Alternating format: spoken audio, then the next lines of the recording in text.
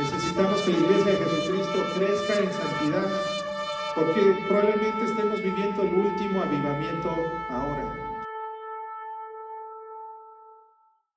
Les doy la más cordial bienvenida, como todos los días lunes, a ustedes, preciosos hermanos, que me siguen todos los días lunes de 8 a 9 de la noche en este estudio llamado Un Panorama Breve del Antiguo Testamento, donde la intención es ir conociendo las verdades acerca de Dios y la revelación que fue progresiva de Dios desde Moisés, que fue el primero en tener un encuentro cercano con Dios, y bueno, y de narrar todas las cosas de lo que sucedió antes de él y en estos 5 primeros libros de la Biblia. Ahora, el día de hoy, vamos a comenzar el estudio con el libro de Josué.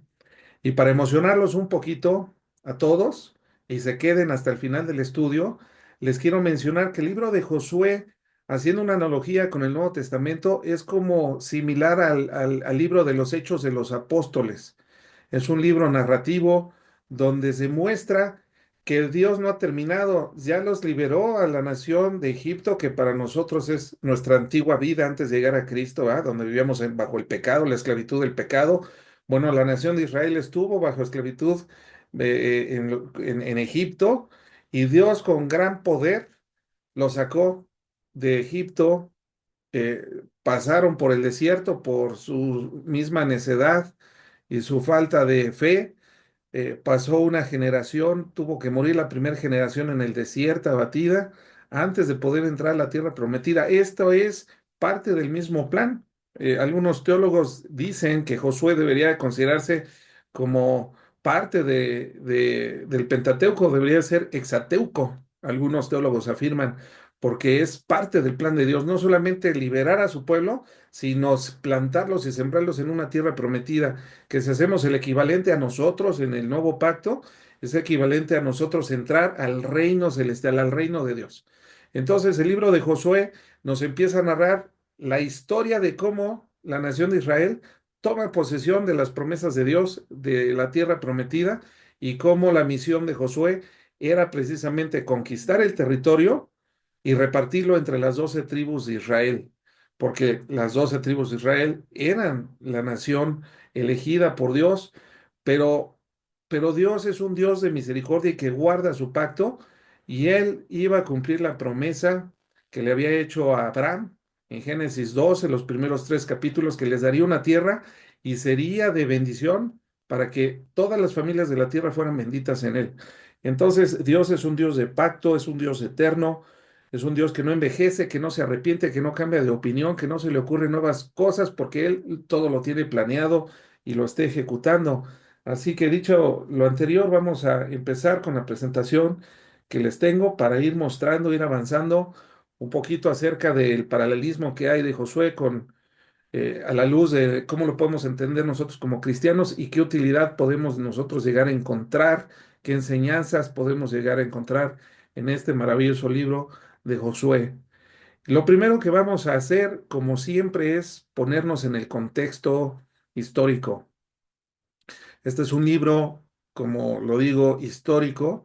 Todos los hechos que se narran son hechos verídicos, como todos los acontecimientos que vienen en la Biblia se pueden comprobar a la luz de la historia secular, de los de historiadores no religiosos, eh, para ir viendo que la Biblia es un libro escrito por Dios y que no tiene fábulas, que todo lo que dice es verdad, es inerrante, es infalible. Esos son algunos de los atributos del canon de la escritura, es decir, de la Biblia, de los 69 libros que la conforman. Y bueno, este libro se escribió, hay 2 fechas, no quise ser dogmático y darles una fecha, sino que de la investigación de los eruditos teólogos, historiadores, eh, tenemos una fecha temprana y una fecha tardía. Una fecha temprana es en el año 1400. Ay, discúlpenme, le puse 1385. Está mal ahí el dato. 1385 antes de Cristo, y la fecha tardía es alrededor de 1405. 1405. Eso es más o menos la datación. El autor es Josué, pero no pudo haber sido Josué el autor de todo el libro que lleva su nombre, porque también viene narrada la muerte de Josué, que murió a los 110 años de edad. Era de 90 años de edad cuando toma el liderazgo que le da Moisés para que él continuara con esta misión de de tomar posesión de la tierra de Canaán, de la tierra prometida, donde había bendiciones, pero que estaba poblada de naciones, de otras naciones, de otros pueblos, pero Dios tenía un plan y un propósito. Eso es lo que vamos a empezar a revisar. Esta es la historia de la conquista de Canaán por parte de Israel. Aquí se destaca la fidelidad de Dios al pacto que le hizo a Abraham, el pacto abrámico, donde establecería a Israel como una nación poderosa, una gran nación, porque era su nación, su pueblo, como le dijo a Faraón. Su propósito es enfatizar la importancia de la obediencia y de la fe en las promesas divinas. Bueno, vamos a ver un poquito cómo se puede dividir el libro. El libro lo podemos dividir en dos grandes secciones. La primera tiene que ver con la posesión de la tierra. Esa es la misión importante de Josué, que vaya, que entre y que conquiste. Obviamente conquistar significa derrotar a todos los pueblos que ya la poseían. eh, y esto lo podemos a la vez subdividir del capítulo 1 al 5 como la entrada a Canaán, la entrada a Canaán, y del capítulo 6 al 12 como la conquista de Canaán. Y la otra parte, la otra división, la segunda división de este libro, es la distribución de la tierra. Esa viene del capítulo 13 al 24, que a la vez la podemos subdividir en dos secciones. Cómo se reparte la tierra conquistada entre las 12 tribus de Israel. Eso viene narrado del capítulo 13 al 22. Y del capítulo 23 y 24 son los últimos mensajes de Josué. Bueno, ese es más o menos un bosquejo general del libro, cómo lo podemos nosotros comprender. Si se fijan y hacemos la analogía con el libro de los Hechos de los Apóstoles, aquí podríamos ver cómo el apóstol Pablo, Pedro y y otros grandes hombres de Dios empiezan a hacer campañas evangelísticas, misiones, ¿verdad? Bueno, también el Josué hizo tres incursiones para ir derrotando, ir quitando a esos pobladores que era gente perversa. Dios no era un Dios psicópata, asesino, sanguinario. Simplemente nosotros tenemos que comprender que los pueblos que habitaban esa tierra eran las naciones más depravadas que han existido en la historia de la humanidad, al grado que adoraban otros dioses, eran satánicos, ¿verdad? Eran santeros, por traerlo al equivalente al día de hoy presente, a traerlo al presente podríamos entender que eran gente satánica, eran santeros, era gente que adoraba otros dioses, por no decir demonios, que hacían actos abominables al grado de sacrificar a sus propios hijos, de dar a su mujer y a sus hijas como prostitutas pues, en el nombre de su Dios, y cosas sumamente degeneradas y depravadas. Y Dios evidentemente quería que toda esa cultura, toda esa gente bajo la influencia de Satanás y sus demonios, fuera quitada de su pueblo, porque Dios quería que su pueblo fuera una nación de sacerdotes y de gente santa, si bien lo recordamos desde el principio. O sea, es lo que Dios le dijo a Moisés, que es lo que quería de ellos cuando Moisés estaba en el Sinaí. Dios siempre su propósito es tener gente en su pueblo que sea similar a él, que tenga una correcta sentido de justicia, de misericordia, de amor, pero también de firmeza para defender sus convicciones. Y esta era una manera de defender las convicciones de su pueblo, destruyendo a todas estas naciones perversas. Por poner un ejemplo, al día de hoy, muchos de los niños de Hezbollah, criados en la franja de Gaza, que se ven los videos de hace 20 años, hace poco más de un año, en octubre del año del 2024, entraron a Israel y hicieron una serie de atrocidades matando a judíos nada más por odio racial. Eso es lo que sucede cuando esos niños que chiquitos agarran un rifle y pretenden asesinarte, los dejas ahí. Cuando crezcan se hacen personas realmente feas, ¿verdad? Como como un animalito salvaje que, ay, qué bonito está este osito, ¿verdad? Cuando están chiquitos, no, deja que crezca, un día te va a comer. Entonces Dios, en su sabiduría, porque Dios siempre ha sido un Dios misericordioso, Él sabía que su pueblo no se podía mezclar con estas otras culturas porque iban a perder su identidad, porque como nosotros, todos los seres humanos, tenemos una corrupción moral dentro de nosotros a causa del pecado original que nos desvió del propósito inicial de Dios con el que Dios nos creó, sabía que ellos nos iban a vencer porque nosotros tenemos esa tendencia de ser gente que le gusta el mal, ¿verdad? O sea, tenemos esa tendencia y lo vemos en los niños que son chiquitos y hacen unos berrinchotes terribles, ¿verdad? Hay maldad en su corazón, son mentirositos. Ay, qué mentira el niño chiquito. Sí, deja que crees que va a ser un adúltero, ¿verdad? O otras cosas, un asesino, un agente terrible. Dios no quería que su pueblo se mezclara con estas naciones y evidentemente él ya había emitido un juicio y no eran dignos de vivir en esa zona. Y Dios había levantado una nación, la había prosperado, ¿verdad? En Egipto, bajo el cuidado de este imperio, para que pudiera crecer y entonces ya una vez grande, darle la tierra y la heredad que le había prometido al padre de la fe, que es Abraham. Bueno, continuamos, vamos a ver un poquito el relato de la posesión de la tierra prometida. Josué recibió la garantía de la presencia y la bendición de Dios, así como tú y yo hemos recibido que Dios vino a habitar por medio de su Espíritu Santo en nosotros como creyentes. Dios le había prometido a Josué que él iba a estar con él y con su pueblo para tomar posesión y darles la victoria sobre todas las guerras que habrían de enfrentar en los siguientes meses y en los siguientes años durante su conquista. Y Dios cumple su promesa de estar con ellos en esa travesía. Les ayuda mediante la inducción de un gran temor en el corazón de sus enemigos, como lo había prometido en Deuteronomio 2:25. Antes de ir ahí, voy a poner en pantalla el texto de la Biblia de Josué para leer los primeros 9 versículos.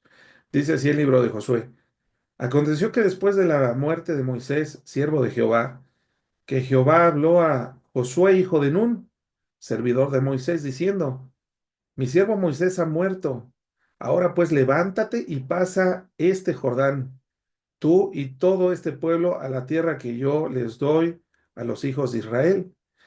Yo os he entregado, como lo había dicho a Moisés, todo lugar que pisare de la planta de vuestro pie, desde el desierto y el Líbano hasta el gran río Éufrates, toda la tierra de los Eteos hasta el gran mar donde se pone el sol, será vuestro territorio. Nadie te podrá hacer frente en todos los días de tu vida como estuve con Moisés. Estaré contigo, no te dejaré ni te desampararé. Esfuérzate y sé valiente, porque tú repartirás este pueblo por heredad, la tierra a la cual juré a tus padres, que la daría a ellos. Solamente esfuérzate y sé muy valiente para cuidar de hacer conforme a toda la ley que mi siervo Moisés te mandó. No te apartes de ella ni a diestra ni a siniestra, para que seas prosperado en todas las cosas que emprendas. Nunca se apartará de tu boca este libro de la ley, sino que de día y de noche meditarás en él, para que hagas y guardes todo conforme a lo que está en él escrito, porque entonces harás prosperar tu camino y todo te saldrá bien. Y nuevamente y por tercera vez le vuelve a decir en el verso 9, mira que te mando que te esfuerces y seas valiente, no temas ni desmayes, porque Jehová tu Dios estará contigo donde quiera que vayas. Qué hermosas promesas de Dios para Josué y son las mismas promesas que tú y yo como cristianos tenemos ahora en Cristo. El Espíritu Santo no se va a apartar de nosotros nunca, como nunca lo hizo de Josué, pero tenemos ahora un Dios personal, un Dios que está dentro de nosotros, en cada uno de nosotros, porque Dios es Dios, un Dios omnipresente. Dios puede estar en todos los lugares del universo, incluyendo en todas las personas que le aman en su interior. porque Él es Dios y nadie más puede hacer eso que Dios sí puede. Gracias, ¿verdad? Qué hermoso y maravilloso Dios que tenemos todos los cristianos. Todos los que hemos creído en el Evangelio de la fe en Jesucristo, ahora somos posesión de Dios, somos parte de su pueblo y el Espíritu Santo viene a morar dentro de nosotros. En los tiempos de Josué, Dios iba guiando a la nación y tenía que hablar con Josué porque todavía no había alcanzado el plan de Dios para redimirnos, estaba en proceso y sería hasta 1400 años después que la sangre de Cristo sería derramada en esa cruz y establecería este nuevo pacto en el cual tú y yo ya vivimos. Pero estamos viendo la historia de cómo Dios les da la tierra que les había prometido a los padres, a Abraham, a Isaac y a Jacob. Bueno, regresamos a la presentación y dice, continuamos. Dice aquí, le puse esta grafiquita, dice, el éxito en de la conquista es temor de los enemigos. Dios indujo miedo en ellos. Les dije que iba a ponerles aquí la cita de Deuteronomio 2:25 para que lo recordemos. 2:25. Hoy dijo Dios, ¿verdad? Le dijo a Moisés, hoy comenzaré a poner temor y tu espanto sobre todos los pueblos debajo del todo el cielo, los cuales oirán tu fama y temblarán y se angustiarán de ti. Bueno, esto ya estaba aconteciendo, ya la gente que vivía en esas regiones ya habían escuchado hablar del pueblo de Israel, ya sabían que su Dios era el Dios de Abraham, de Isaac y de Jacob, y aunque no lo conocían, vaya que le tenían miedo. Dios empezó a inducirles temor. Ya leímos acerca de la garantía de la presencia de Dios en la vida de Josué, porque esto fue fundamental para motivar no solamente a Josué, sino a toda su nación, para fortalecerlos en su fe durante la conquista, recordándole que nunca estarían solos en sus esfuerzos.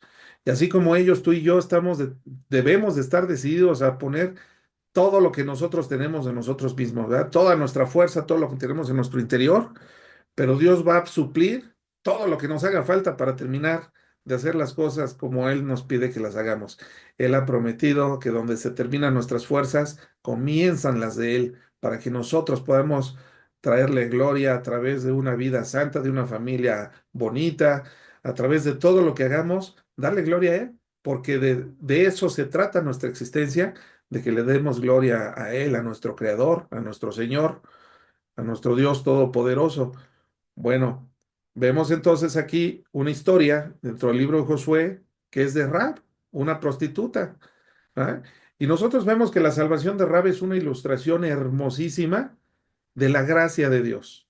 La misma gracia que tú y yo hemos tenido, para que Dios nos haya concedido el escuchar el Evangelio y nos haya concedido el verdadero arrepentimiento que produce salvación en toda persona que cree en el mensaje del Evangelio.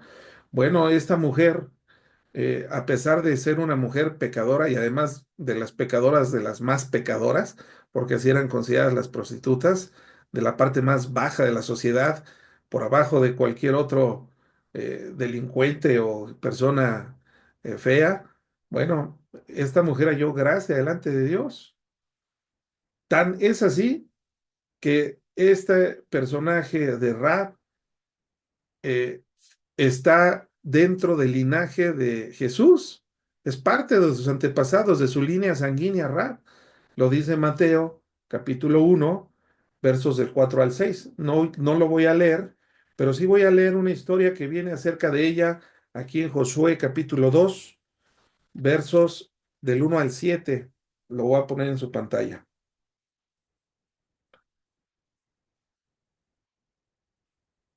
Josué 2, del 1 al 7, dice así. Josué, hijo de Nun, envió desde Sittim 2 espías secretamente diciéndoles, andad, reconoced la tierra y Jericó. Abro paréntesis. Jericó era la primer ciudad a la que se iban a enfrentar cruzando el río Jordán.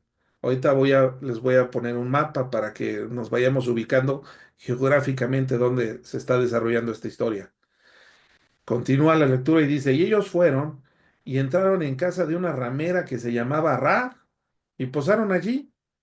Y fue dado aviso al rey de Jericó diciendo, he aquí hombres de los hijos de Israel han venido aquí esta noche para espiar la tierra. Lo digo así porque estaban espantados, ¿verdad? Ya vimos que Dios había inducido temor en ellos. Dice el verso 3. Entonces el rey de Jericó envió a decir a Rab, saca a los hombres que han venido a ti y han entrado a a tu casa porque han venido para espiar toda la tierra. Pero la mujer había tomado a los dos hombres y los había escondido y dijo, es verdad que unos hombres vinieron a mí, pero no supe de dónde eran. Y cuando se iba a cerrar la puerta de la ciudad, acuérdense que Jericó era una ciudad amurallada, dice, y cuando se iba a cerrar la puerta, siendo ya oscuro, esos hombres se salieron, y no sé a dónde han ido. Seguidlos a prisa y los alcanzaréis. Mas ella los había hecho subir al terrado y los había escondido entre los manojos de lino que tenía puestos en el terrado. Y los hombres fueron tras ellos por camino del Jordán hasta los vados, y la puerta fue cerrada después de que salieron los perseguidores. Me voy a soltar unos versículos hasta el verso 14, y dice, ellos respondieron, o sea, estos espías, nuestra vida responderá por la vuestra, porque aquí Rab pide misericordia para que ella no fuera destruida juntamente con toda la gente de la ciudad. Pues eso era lo que Dios le había instruido a Josué, que mataran a todos, ¿verdad? Los de la ciudad y que la quemaran la ciudad. Dice, nuestra vida responderá por la vuestra si os denunciares, si no denunciares este asunto nuestro. Y cuando Jehová nos haya dado la tierra, nosotros haremos contigo misericordia y verdad. Entonces ella los hizo descender por una cuerda por la ventana, porque su casa estaba en el muro de la ciudad, y ella vivía en el muro. Y les dijo, marchaos al monte para que los que fueron tras vosotros no los encuentren, y estad escondidos allí 3 días hasta que los que os siguen hayan vuelto, y después os iréis por vuestro camino. Y ellos dijeron, nosotros quedaremos libres de este juramento con que nos habéis jurado, nos has juramentado. He aquí, cuando nosotros entremos en la tierra, tú atarás este cordón de grana para la ventana por lo cual nos descolgaste, y reunirás en tu casa a tu padre, a tu madre, a tus hermanos y a toda tu familia de tu padre, porque ellos iban a hacer misericordia con ella y con su familia. Ese era el trato. Ella le salva la vida a cambio de que también ellos le perdonen la vida a ella. Ella tenía un temor reverente de Dios. Era una mujer de fe. Ella sabía que Dios, que Jehová, les había dado esa tierra. Lo dice el verso 9. Entonces, aquí como le puse en la grafiquita, la fe de Ra, la gracia de Dios y el propósito divino están involucrados en esta historia. Dios tenía un propósito para con esta mujer. Y es que no era nada más y nada menos una persona que Dios había elegido para que de su linaje viniera Jesús, el rey David, Salomón y todo eso que ustedes pueden ver en el linaje de Jesús en el Evangelio de Mateo. Entonces Dios tenía un propósito eterno ya para con ella y ella respondió positivamente al plan de Dios, respondiendo con fe. Bueno, después, si continuamos, vemos que Dios da instrucciones eh, específicas para realizar un milagro paralelo al paso del Mar Rojo. Lo voy a poner aquí en la pantalla antes de pasar esa lámina que les proyecté, pero vamos a ver unas instrucciones que le da Dios a Josué. En el capítulo 3, Dios hace un milagro con Josué, como lo hizo con Moisés, para que todo el pueblo supiera que Dios realmente estaba con Josué y con ellos.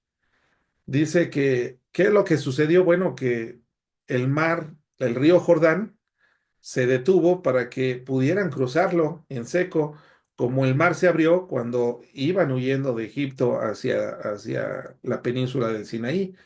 Dice así que Josué cuando se levantó de mañana, él y todos los hijos de Israel partieron de Sittim y vinieron hasta el Jordán, hasta el río Jordán, y reposaron allí antes de pasarlo. Y después de 3 días los oficiales recorrieron el campamento y mandaron al pueblo diciendo, cuando veáis el arca del pacto de Jehová vuestro Dios y los levitas sacerdotes que la llevan, vosotros saldréis de vuestro lugar y marcharéis en pos de ella. Me voy a brincar hasta el verso 14. Dice, y aconteció que cuando partió el pueblo de sus tiendas para pasar el Jordán, con los sacerdotes delante del pueblo llevando el arca del pacto, cuando los que llevaban el arca entraron en el Jordán, los pies de los sacerdotes que llevaban el arca fueron mojados a la orilla del agua, porque el Jordán suele desbordarse por todas las orillas todo el tiempo de la siega. Las aguas que venían de arriba se detuvieron como en un montón, bien lejos de la ciudad de Adán, que está al lado de Zaretán, y las que descendían al mar del Arabá, al mar salado, se acabaron y fueron divididas, y el pueblo pasó en dirección de Jericó. Mas los sacerdotes que llevaban el arca del pacto de Jehová estuvieron en seco, firmes en medio del Jordán, hasta que todo el pueblo hubo acabado de pasar el Jordán y pasó Israel en seco. Ese es un milagro portentoso que Dios sigue haciendo para darles esa seguridad, para que ellos supieran que realmente Él estaba con ellos. Me regreso a la presentación. Bueno, antes de la presentación quiero hacerles otra mención aquí en Josué capítulo 5. Dice así que Israel, bueno, dice así. Cuando todos los reyes de los amorreos estaban al otro lado del Jordán, al occidente, y todos los reyes de los cananeos estaban cerca del mar, oyeron cómo Jehová había secado las aguas del Jordán delante de los hijos de Israel hasta que hubieran pasado. ¿Y qué pasó con ellos? Desfalleció su corazón. Se quedaron sin aliento, se quedaron helados, y no hubo más aliento en ellos delante de los hijos de Israel. En aquel tiempo, Jehová dijo a Josué, hazte cuchillos afilados y vuelve a circuncidar la segunda vez a los hijos de Israel. Y Josué se hizo de cuchillos afilados y circuncidó a los hijos de Israel en el collado de Aralot. Esta es la causa por la cual Josué lo circuncidó todo el pueblo que había salido de Egipto, varones, todos los hombres de guerra habían muerto en el desierto por camino después que salieron de Egipto, pues todos los del pueblo habían salido y estaban circuncidados, más todo el pueblo que había nacido en el desierto por el camino después que hubieran salido de Egipto, no estaba circuncidado. Aquí nos hace la aclaración por qué los tuvieron que circuncidar. Los que habían sido circuncidados en la época de Moisés ya habían muerto, habían caído. Eso, los 40 años que estuvieron dando vueltas en el desierto, esa generación murió en el desierto. Pues ahora era necesario que esta nueva generación se circuncidara, ¿verdad?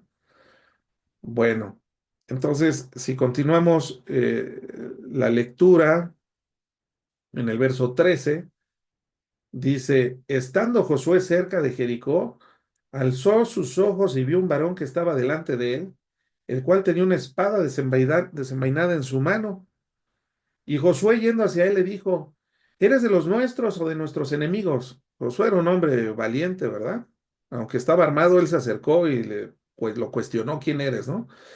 Verso 14, él respondió, no, mas como príncipe del ejército de Jehová he venido ahora. Entonces Josué, postrándose sobre su rostro en tierra, le adoró y le dijo, ¿qué dice mi señor a su siervo? El Dios Todopoderoso había hecho ¿cómo se le llama? Una, se había mostrado ante Josué como un hombre, ¿verdad? Con una espada en la mano. El Dios Todopoderoso estaba hablando con Josué cara a cara. Continuamos la lectura y dice, y el príncipe del ejército de Jehová respondió a Josué, quita el calzado de tus pies, porque el lugar donde estás es santo. Y Josué lo hizo así, así lo hizo. Lo mismo o muy parecido fue cuando Moisés tuvo el encuentro con Jehová en la zarza que ardía pero que no se quemaba. Y Dios le habla y le dice, quita el calzado de tus pies porque el lugar donde estás es tierra santa, ¿verdad? Es santo. Lo mismo, aquí no era un ángel, no era otra cosa más que el Dios Todopoderoso, eh, apareciéndose a Josué. Bueno. Ese es el Dios que tenemos hoy en día nosotros también, hermanos. Es el Dios que va a estar con nosotros durante todo nuestro caminar, durante toda nuestra vida. Y después vamos a pasar a la historia del pecado de Acán. Para abreviar un poquito el mensaje, en el capítulo 6, Dios le da instrucciones a Josué para que entrara a la ciudad fortificada y la derrotara, la quemara y matara a todos sus habitantes, porque era gente perversa, eran unos malnacidos, las culturas más depravadas y más torcidas eran ellos, parte de estos pueblos torcidos. Y les da instrucciones muy específicas como no dejar a nadie vivo y no tomar nada, ¿verdad? Dice, lo voy a leer en el 6:18.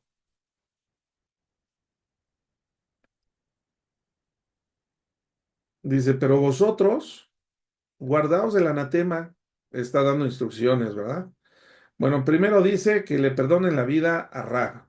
Solamente, en el verso 17, solamente Rab, la ramera, vivirá con todos los que estén en la casa con ella. O sea, son hombres de palabra. A todos van a destruir menos a Rab y a su familia.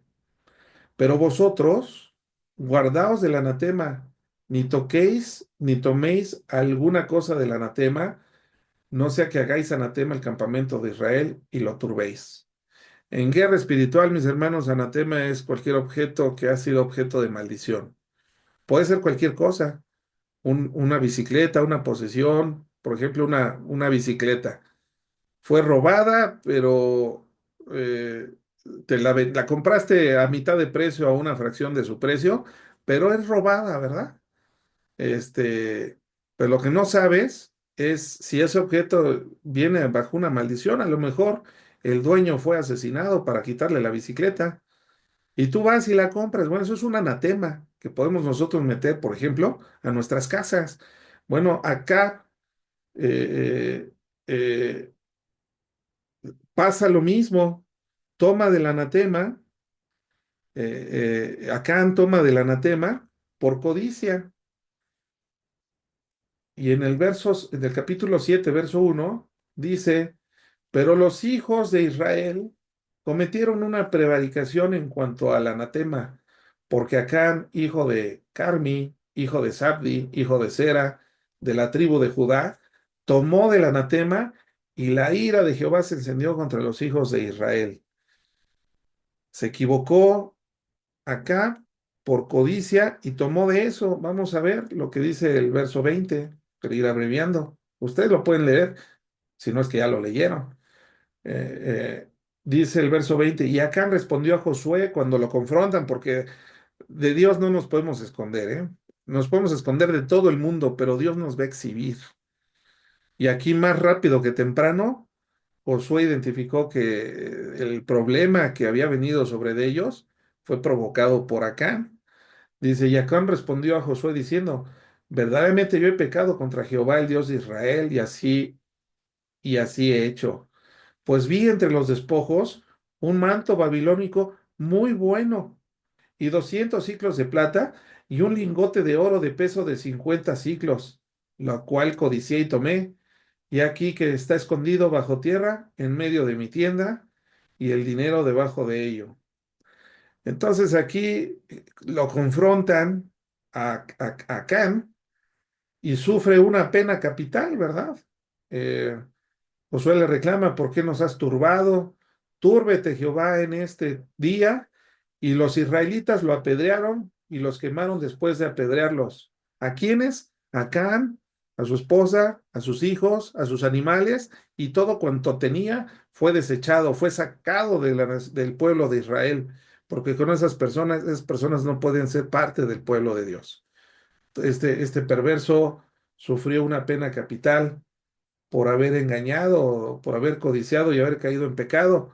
Y esto, me regreso a la presentación, sí es algo muy parecido a lo que pasa también en el libro de los Hechos de los Apóstoles con Ananías y Zafira, que también por codicia, por avaricia, dicen que están donando todo lo que recibieron por su heredad y se guardaron, la verdad es que se guardaron una parte y también fueron juzgados por Pedro, el apóstol Pedro, y los dos cayeron muertos delante a los pies del apóstol Pedro, claro, uno a uno y después el otro, ¿ah? Y pues fue el mismo pecado. Esto lo pueden ver en Hechos capítulo 5, los primeros 11 versículos de los Hechos de los Apóstoles, que es el primer libro que se narra después de los cuatro evangelios, que nos narra cómo el evangelio se propaga por todo el ministerio, ¿ah? Por todo eh, por todo el mundo. Bueno, ese es el pecado de Acán. Seguimos avanzando y aquí les puse un mapita de las heredades de las tribus. Del capítulo 13 al 22 se detallan cómo se distribuyó la tierra prometida entre las tribus de Israel. Cada tribu recibió su porción específica, reflejando la justicia y la planificación divina en la asignación de territorios. Voy a hacer el mapito un poco. Bueno, aquí se ve. Esto que se ve aquí arriba azul es el mar de Galilea, ¿verdad? Es donde Jesús calmó la tormenta, la tempestad que se levantó y sentían los discípulos que se ahogaban, ¿verdad? Y Jesús controla el clima y detiene la tempestad. Después todo este azul, esta línea es el río Jordán, que cruza y que alimenta este otro mar, que es el mar muerto, el mar salado. Ellos estaban cruzando por aquí, por donde estoy pasando el mouse. Ellos cruzaron por aquí y la primera ciudad con la que se encuentran es Jericó, ¿verdad? Y Jerusalén está aquí. Más o menos la distancia entre Jerusalén y el Mar Muerto son entre 22 y 25 kilómetros. Es una distancia que a simple vista se alcanza a ver, como Jerusalén está en una zona elevada, en una zona montañosa, se alcanza a ver a la distancia el mar Muerto. Es algo maravilloso, hermanos. Y de Jerusalén a las costas del mar Mediterráneo, a las costas occidentales del mar Mediterráneo, las costas orientales, perdón, del mar Mediterráneo, más o menos son entre 45 y 55 kilómetros de distancia. Esto no se alcanza a ver a simple vista, pero a lo mejor en ese tiempo sí, porque no había tanta contaminación, ¿verdad? Pero realmente todo este territorio no es tan gigantesco. Podríamos decir que ha de tener alrededor de unos 300 300 kilómetros de largo por unos, bueno, por unos 100 de ancho, ¿verdad? En total, pero todo este es el territorio que Dios les había prometido. En la excursión de Josué, él entra y empieza a conquistar todo ese territorio y lo empieza a repartir entre las diferentes tribus de Israel. Pero la desgracia es que no terminó de conquistar todo el territorio. Eso fue algo que no se hizo bien. A diferencia de Jesús, él sí conquistó el pecado de manera completa y plena, ¿verdad? Y derrotó al diablo y a Satanás. Josué no lo hizo así. Bueno, vamos a ver una perspectiva, una visión que ya toda la clase está dando un paralelismo, ¿verdad? Que con el Nuevo Testamento. Pero vamos a ver qué paralelismo hay entre Josué y Jesús. El nombre de Josué, el nombre hebreo Josué, significa Jehová salva. Y es la misma significado que de Jesús en el Nuevo Testamento. Jesús es Dios con nosotros, ¿se acuerdan? Emmanuel, Dios con nosotros. Jehová salva. Eso significa el nombre de Josué. O también se puede traducir como el Señor es salvación. Bueno, hay muchos paralelismos entre el liderazgo de Josué para conquistar la tierra prometida, que se quedó inconclusa, y la obra de Jesús, que él sí terminó su obra y conquistó al mundo entero. Eh, Vamos a avanzar. La siguiente lámina dice, mientras que Josué tomaba posesión material de una tierra, de un territorio, Jesús lo hizo también pero en el ámbito espiritual, el reino de los cielos. Jesús vino a anunciar el reino de los cielos, a establecer el reino de los cielos, empezó la obra y terminará de establecer el reino de los cielos en el milenio, ¿verdad? Cuando Jesús venga por segunda vez, a terminar con el pecado, con la iniquidad. Josué lideró la conquista de la tierra prometido, repartió entre todas las tribus de Israel. Sin embargo, las bendiciones estaban supeditadas a la obediencia. ¿Se acuerdan de Deuteronomio 28? Que había bendición si ellos eran obedientes, o maldición si decidían desobedecer la ley de Moisés. O sea, el pacto mosaico estaba supeditado a la obediencia. Nosotros sabemos que fallaron.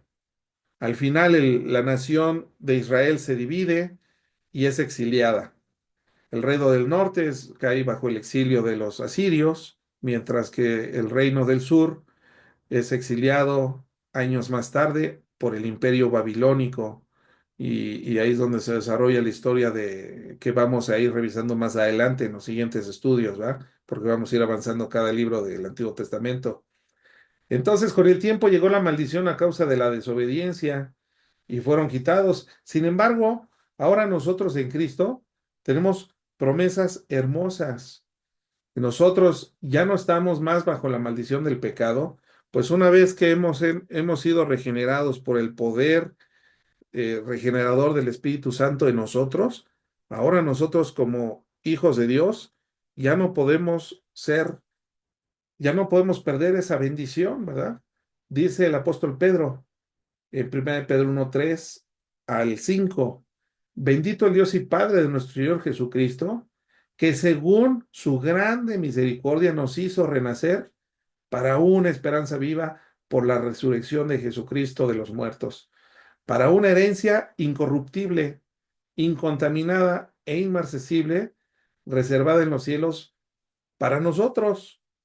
Una herencia incorruptible ya no es una herencia de tierra física, pues esta fue perdida por la desobediencia de estos israelitas, pero la nuestra en Cristo ya no es algo que se pueda corromper o que nos puedan robar. Dice que sois guardados por el poder de Dios mediante la fe para alcanzar la salvación que está preparada para ser manifestada en el tiempo postrero. Y el autor de Hebreos lo dice de la siguiente manera, en Hebreos 3:11. Hebreos 3:11 dice, por tanto, juré en mi ira, no entrarán en mi reposo. ¿De quién está hablando? Bueno, aquí está citando que no entrarán en el reposo, hablando de los israelitas en la época de Josué. Dice, ¿y a quiénes juró que no entrarían en su reposo? El verso 18, sino aquellos que desobedecieron. Como desobedecieron, no pudieron entrar de manera permanente en un reposo. Siempre estuvieron en guerra porque siempre estuvieron en desobediencia estos primeros israelitas. Por eso Jesús era necesario que estableciera un nuevo pacto, porque los antiguos eran desobedientes y no podían hacer las cosas como Dios le pedía más. En este nuevo pacto no solamente somos salvos por fe, sino que el Espíritu Santo mora en el corazón de todos los creyentes. Por eso esa es la bendición del nuevo pacto. Y continuamos la lectura en el verso 4 del capítulo 4 de Hebreos, a partir del verso 1, dice, temamos que nos temamos, pues no sea que permaneciendo aún en la promesa de entrar en su reposo, alguno de vosotros parezca no haberlo alcanzado, porque también nosotros se nos ha anunciado la buena nueva como a ellos, pero no les aprovechó el oír la palabra por no ir acompañada de fe en los que la oyeron. Esto me recuerda mucho a lo que dice Santiago, ¿eh? La fe sin obras es muerta, pero los que hemos creído entramos en el reposo de la manera que dijo. Por tanto, juré en mi ira, no entrarán en el reposo del Señor. Porque en cierto lugar dijo así del séptimo día, y reposó Dios de todas sus obras en el séptimo día. Y otra vez aquí, no entrarán en mi reposo, Por tanto, puesto que falta que algunos entren en él, y aquellos a quienes primero se les anunció la buena nueva no entraron por causa de desobediencia, otra vez determina un día, hoy, diciendo pues de tanto tiempo, por medio de David, como se dijo, si oyere su voz, no endurezcas vuestros corazones, porque si Josué les hubiera dado el reposo, no hablaría después de otro día. Por tanto, queda un reposo para el pueblo de Dios, porque el que ha entrado en su reposo también ha reposado de sus obras, como Dios de las suyas. Procuremos pues entrar en aquel reposo para que ninguno caiga en semejante ejemplo de desobediencia. Es decir, lo que nos está diciendo el autor de Hebreos es que no seamos desobedientes. Pensando que somos cristianos, nuestra desobediencia nos exhibe de que no hemos entrado aún en el reposo de Dios y descansar en Cristo, ¿verdad? Eh, ¿Por qué? Por nuestra desobediencia. La desobediencia es la incredulidad. Pero si nosotros ya hemos sido renovados en Cristo, entonces claro que entraremos en el reposo de Dios para vivir una vida en obediencia y descansando en el Señor. Vamos a ver la última lámina de la presentación y vamos a ver algunos ejemplos o algunos modelos de fe para nosotros. Tanto el pueblo de Israel en la batalla para conquistar a Jericó, como Rab la ramera son presentados como modelos de fe, ejemplo de quienes anhelan una patria mejor, una celestial. Y aquí puse algunas citas del libro de Hebreos, que el autor de Hebreos, como le está hablando precisamente a los judíos, que conocen la historia, todo lo que estamos leyendo nosotros del libro de Josué, por eso pone tantos ejemplos aquí. Vamos a leer Hebreos 11 30 y 31.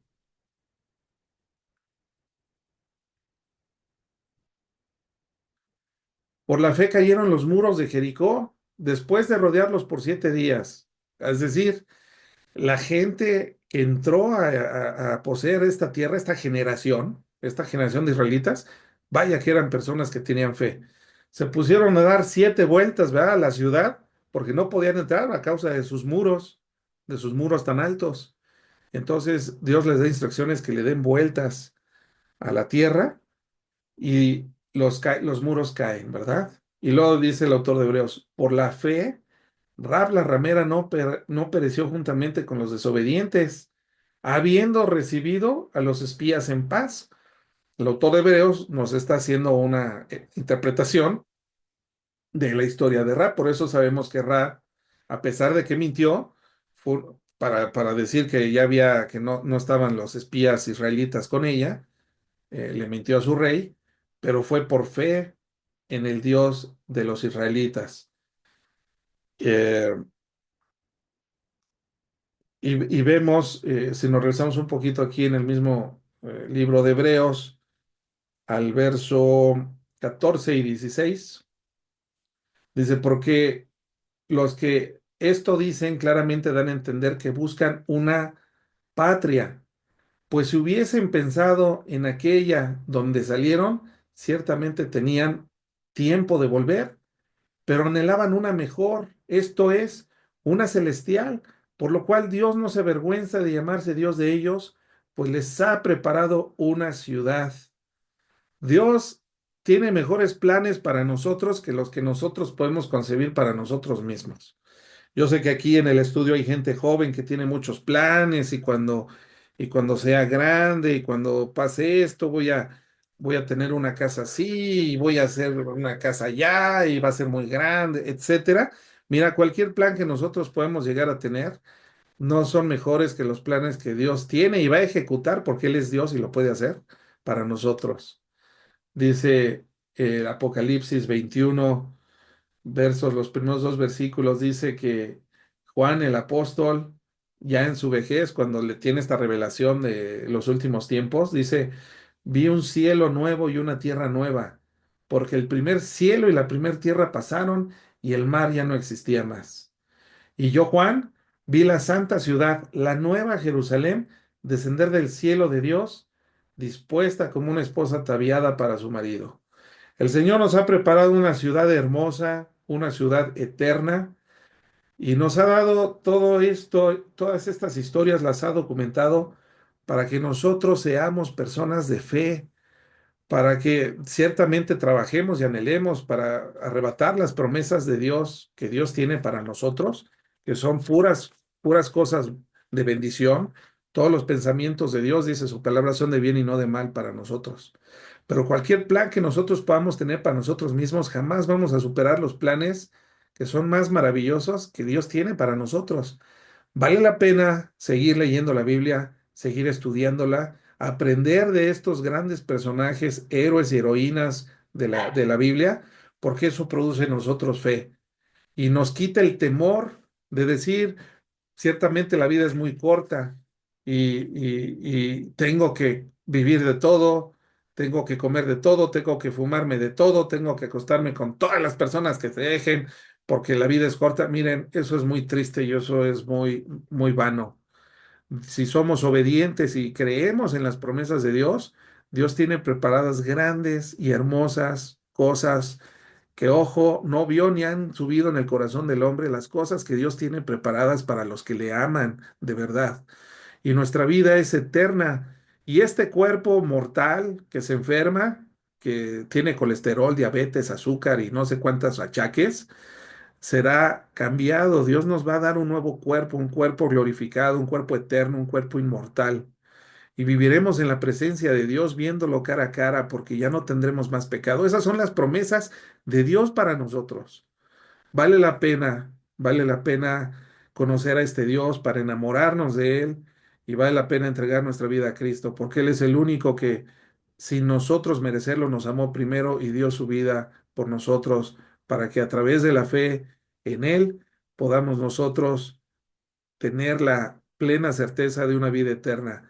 Jesús murió, derramó su sangre en esa cruz, fue sepultado, pero resucitó al tercer día, conforme a todas las profecías del Antiguo Testamento. Y eso nos da plena certeza de que nosotros resucitaremos también, aunque estemos muertos. Vale la pena dar esta vida porque es fútil, es vana, es pasajera, es rápida porque nos espera algo mejor. Como estos grandes personajes, como nos decía el autor de Hebreos, ellos tenían la esperanza de una tierra, una tierra, mejor herencia que tener una tierra. Y ahora pues es lo único que nosotros podemos también aspirar, a tener a Dios en nosotros, conocerle y vivir con Él en esta santa ciudad. Oremos, mis hermanos, ya para despedirnos. Padre Santo, en el nombre de Jesús te damos gracias por este libro de Josué, por las historias que se presentan ahí, porque tú nos inspiras fe, confianza de saber que nos debemos de esforzar y ser valientes, porque tú estarás con nosotros, Señor. Vale la pena ser valientes y resistir todas las tentaciones del pecado y todo lo que nos ofrece este mundo, porque ciertamente nosotros aspiramos a una mejor herencia. No solamente a ser millonarios en esta vida, sino a tenerte a ti, Señor, el Dios del universo, con nosotros. Tú nos vas a dar de una morada eterna, hermosa, revestida de oro, de piedras preciosas y tantas cosas como se describen de la nueva Jerusalén, la celestial que descenderá, Señor. Y gracias, Padre Santo, porque para ese momento ya no existirá Satanás, ni la maldad, ni la mentira, ni la hipocresía, ni las tentaciones, y seremos perfectos, Señor. Bendice a cada persona que firma en este estudio, si están escuchándolo en una grabación, bendícelos, prospéralos, que la luz del Evangelio de Jesucristo les resplandezca y sean transformados para que, al igual que todos los que ya hemos creído, vean también tu gloria, Señor. Te amamos y te bendecimos, Jesús, en tu nombre oramos y te damos gracias. Amén. Sino el Señor limpiará al pecador con su sangre y amor. ¿Quién sino el Señor puede